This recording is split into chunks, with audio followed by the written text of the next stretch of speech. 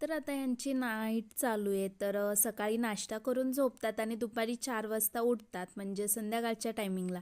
तेव्हा यांना प्रॉपर असं जेवण लागतं आणि ते जेवण टिफिनलाही घेऊन जातात. तर म्हटलं चला आता बनवूया जेवण. तर मस्त करडीची भाजी आणि हरभऱ्याची डाळ, त्यात मीठ पाणी टाकून मस्त शिजवायला ठेवली. ते शिजेपर्यंत एकीकडे चपातीचं पीठ मळून घेतलं आणि ते ठेवलं साईडला.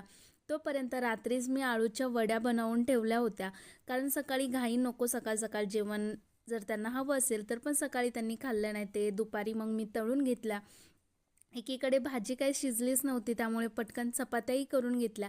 ते झाल्यानंतर सिंपल अशी भाजी बनवली होती, ज्याच्यामध्ये लसूण, जिरे आणि सगळे मसाले होते. म्हणजे फक्त लाल तिखट आणि धना पावडर होती आणि हळद बिळद असं सिंपल असं मसाले टाकून मस्त भाजी अशी रेडी बनवून घेतली.